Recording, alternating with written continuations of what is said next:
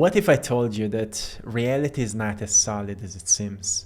That beneath the surface of our day-to-day lives lies an energy field, malleable, infinite, and waiting to be directed by your mind. This is not just, a philosophy, it's a very ancient wisdom that has been shared through highest ranks of esoteric knowledge, the 33rd degree of Masonic understanding. The Freemasons, one of the oldest and most enigmatic secret society, trace their origins back to medieval stonemasons, guilds in the 14th century. Over time, these guilds evolved into a brotherhood of individuals dedicated to moral philosophy, spiritual enlightenment, and the pursuit of hidden knowledge. The 33rd degree represents the pinnacle of Masonic teachings, accessible only to those who have demonstrated extraordinary commitment to the craft and to a life of higher understanding. The exact origins of the 33rd degree are shrouded in mystery, but it is closely tied to the Scottish rite of Freemasonry, which emerged in the 18th century. Its teachings are said to contain profound truths about the nature of reality, the mind's creative power, and the secrets of the universe itself. Members of the 33rd degree are often thought to possess esoteric knowledge that has been passed down through centuries. Knowledge capable of unlocking the potential to shape reality itself. Now, science calls this field the quantum field or the zero-point field. In spiritual circles, often we call it as the universal energy. So it doesn't matter what kind of name you give to this field connects us all. We are all united in it. The Native Americans said, this is the web of life on which we're all connected. So every thought, every emotion, every intention you have ripples onto this field like waves in the water, shaping the fabric of your reality. So to truly control this energy field, you must go beyond the superficial level of understanding. You must step into the principles that these secret societies have kinda hidden from us for centuries. So what are these teachings? Well, they are quite profound. All these teachings delve into incredible truths about the power of the mind and how through our constructive thinking and in tuning our frequency with the frequency of the field with intention, we can actually create ripples of new energy that through consistency and repetition will manifest, and that's how we change the course of our lives. They teach that the universe responds to our thoughts like a mirror, but it's not like, just to think positively. It's about aligning your entire being to the frequency of what you desire. So this is very, very powerful teaching, and I love this quote just to begin. The quote by Dr. Joe Dispenza, who says, "Same thoughts lead to same choices lead to same behaviors create the same experiences produce the same emotions, and those same emotions drive the same thoughts. Over time, this becomes your personality, and your personality creates your personal reality." So it explains why so many times our lives are not changing if we don't change. If we don't change the way we think, if we don't change the way we make choices in our lives, if we don't change our behaviors, we will not feel any differently. So our emotions will not change, and if our emotions don't change, the way we feel will drive the same thinking, and over time, well, our personality just becomes more firm, more grounded in who we are used to be. So according to this ancient knowledge, these Masonic teachings, is that the first principle we need to master is the principle of mentalism. The world is mental, the first Hermetic principle. Master your thoughts. But in order to master your thoughts, you don't just try to think positively, or you don't just try to control your thoughts or to stop thinking. But you need to understand the stream of your thoughts. Mindfulness is very important because it helps us to understand how we are thinking most of the time and what thoughts really drive our actions, our choices. And where is the power of intention then? What is intention? Today I wrote down that being intentional is all about choosing rather than simply wanting.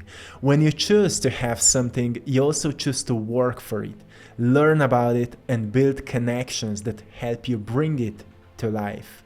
The second part of being intentional is letting go and allowing things to happen, trusting the universal forces to work with you and for you.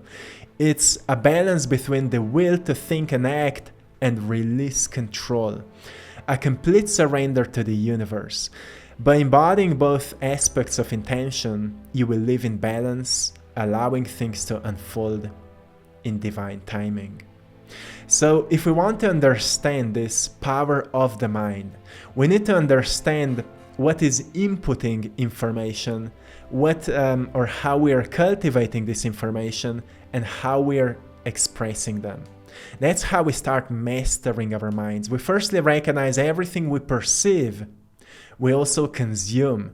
And what we consume eventually consumes us if it's not intentionally done.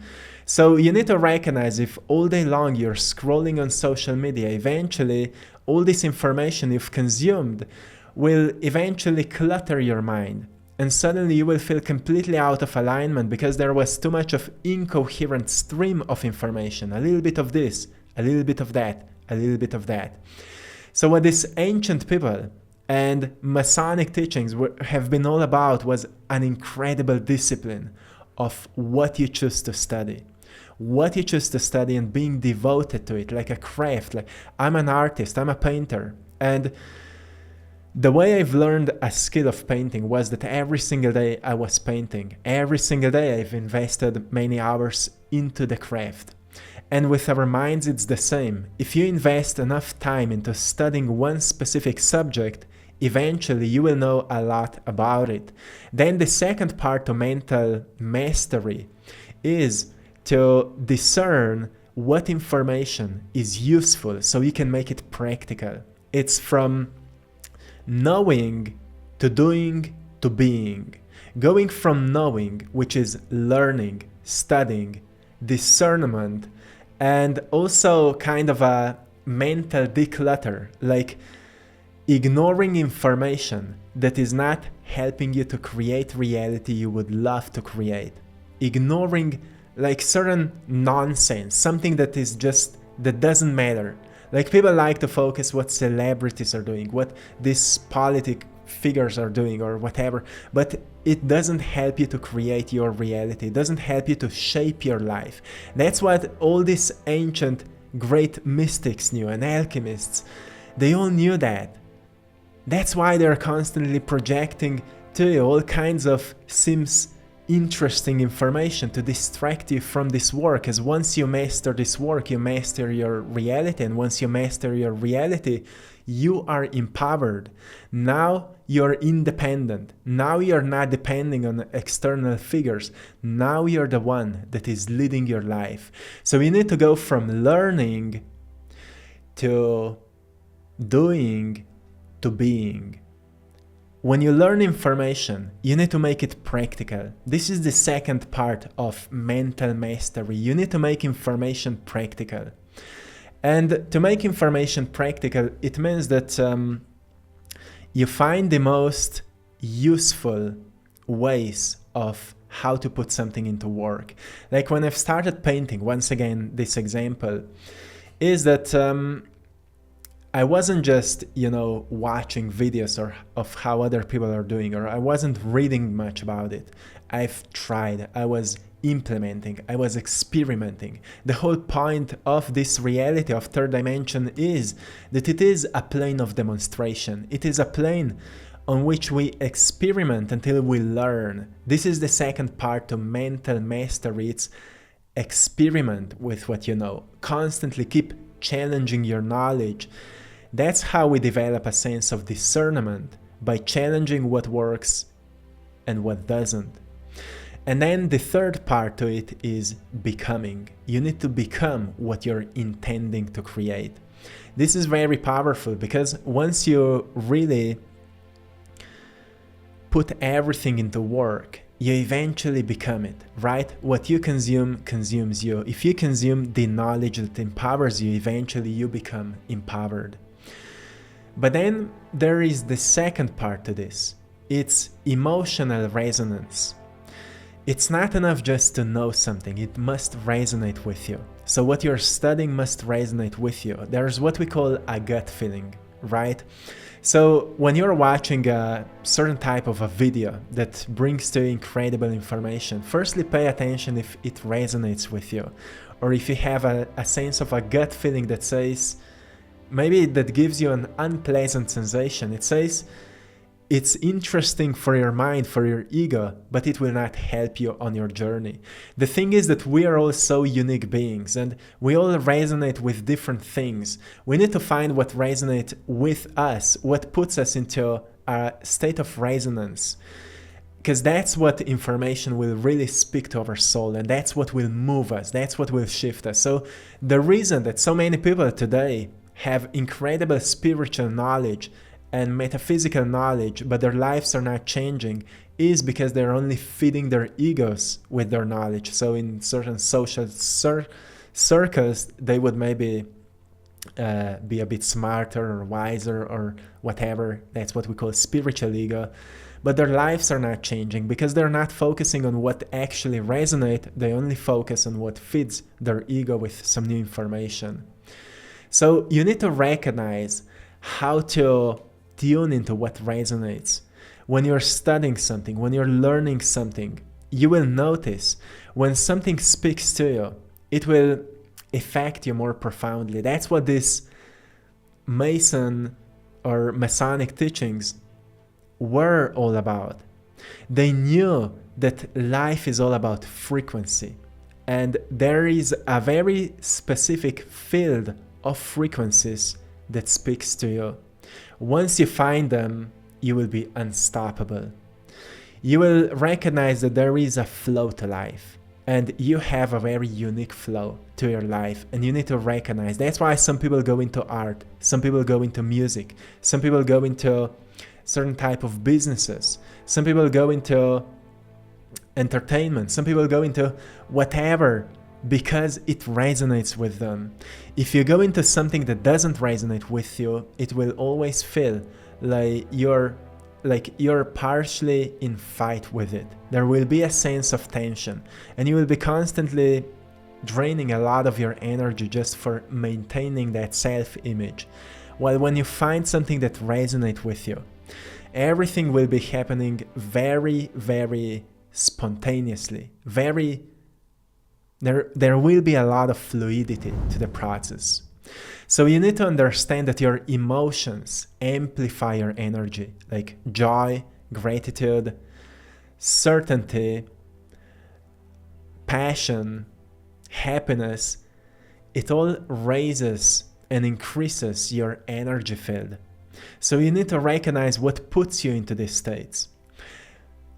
Most of the time, the reason that people suffer or fall into lower emotional states is because they're completely out of alignment. And people are out of alignment because they're living in their egos, seeking constant distraction that would pull them away from what they feel. But what we don't understand is that we just need to align ourselves with what actually puts us back into a state of joy, into a state of gratitude, into a state of flow. And we need to recognize that as little kids, we did this completely naturally. We did it completely naturally. That's why we need to many times become more childlike. Not in everything, but when it comes to our passions, when it comes to our doings, most definitely. This is an ancient knowledge, like all these great masters knew about.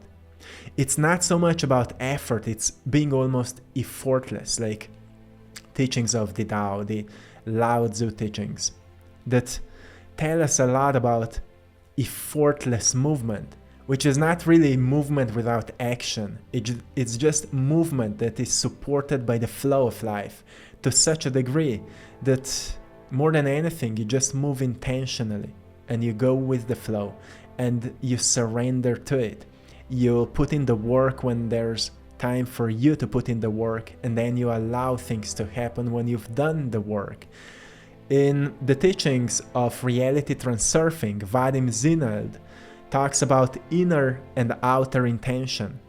The inner intention is your will, it's your doing, it's putting in the work, having discipline, having focus.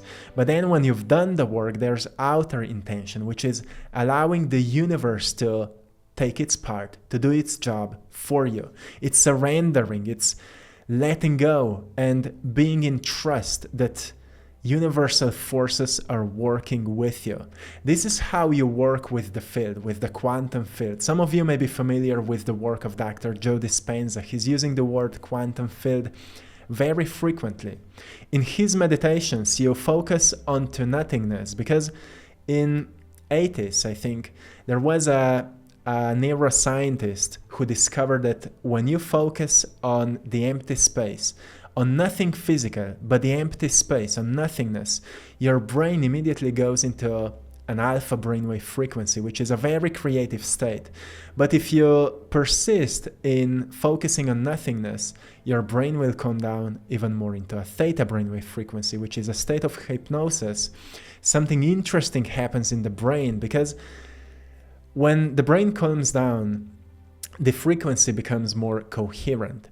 And if in that state you focus on your heart, you give a signal to your heart that it's safe, and your heart goes then into a coherent state, and then your brain and heart connects, and that's what science calls heart-brain coherence.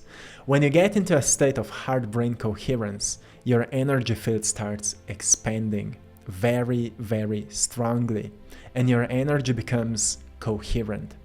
So when your energy field becomes coherent and expanded, your intentions become very, very strong. What you think, you send out, and what you feel, you attract back in. So you become completely in contact with the field. And that's what, again, these ancient teachings were all about. That's why in any ancient philosophy you will go, there's a talk about heart's intelligence. Your heart knows. Ancient, mystics and poets were talking about the heart. Listen to your heart already knows. You see, your heart doesn't speak in words, it speaks in feelings. So more you're in tune with yourself, more you will feel good about yourself, confident about yourself, grateful and happy about yourself. That's how your heart speaks to you. And then you can actually use this very high and positive energy for creating your reality. Because when you get into a state of happiness and gratitude and creativity, well, your mind opens up a completely new doorway.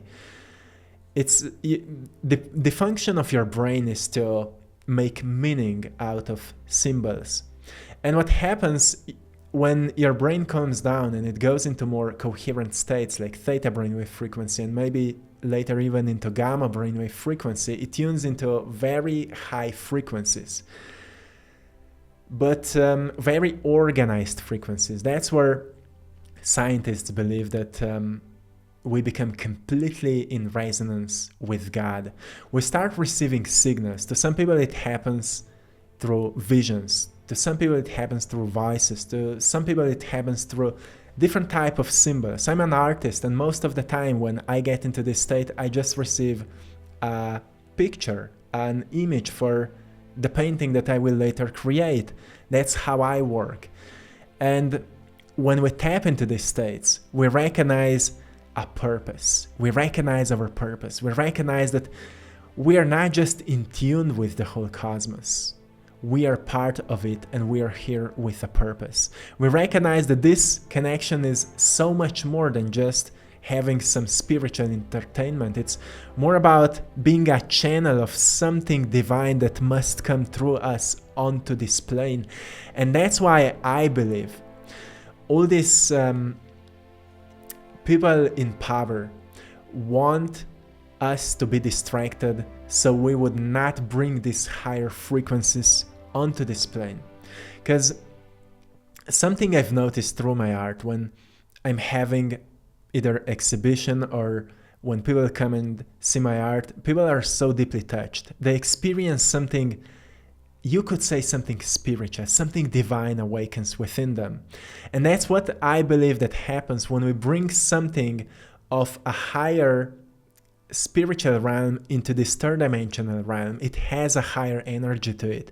It awakens something within us. It activates something within us that maybe those people don't want us to open up to. Because once we do, once you know, you can't go back into not knowing. Once you wake up, you can't go back to sleep. Once you understand, you can't go back into ignorance. And when it happens to you, well, now you're a bit more empowered. Now you start questioning everything. Now you start going into a journey. Now you're being initiated into a process of becoming a philosopher. So philosopher at some point can become a master, and master at some point can become a teacher, and teacher at some point can become a leader, and leader creates more leaders. And that's what I believe that those in power are quite afraid of. But because this momentum has become so strong on this planet, well, many of them are losing their strength because they've been feeding off this powerless, fearful energy where people were living in constant fight or flight, being in the state of autopilot and just walking around like life has no meaning. Once we take our power back and recognize that we can actually control our reality by getting in resonance with what speaks to us, educating ourselves about it, building skills around it, mastering the skills, and uniting with others through these skills, we strengthen the web that connects us all. And as this web strengthens, this energy just becomes more accessible to more of us. So the type of spiritual awakenings that are happening right now around the planet just become more profound, more accessible, and they inspire us. We get back into this sensation we call inspiration. I call it the spirit sensation. You're in tune with the spirit, and that's why inspiration is such a powerful sense we experience on a daily basis. And when we do, we must take action with it. We must take action with it. So if you want to create your own reality, follow your inspiration, see what inspires you, and master the craft. Master the craft. And what will start happening to you, you will start seeing synchronicities. If you pay more attention to synchronicities, you will see more of them. That's how the universe is guiding you towards what you want to create. And that's quite a lot of what this 33rd degree Masonic teachings have been all about. Maybe it's Masonic, whatever, right? So I hope you found great value in today's message. I'm sending you lots of love, blessings, and power. I hope you've enjoyed in today's artwork as well. As you know, I'm an artist and I'm combining this kind of paintings that I received through my visions with profound messages. So I hope you found great value, and to anyone who'd love to support my art, go and check out our store at AttractPassion.com, where you can find prints of my art, some of the original paintings, and some other products. With that, you're supporting this mission so we can keep going. And thanks to everyone for joining our Patreon community for more exclusive content. Thank you so much, and till next time, one love.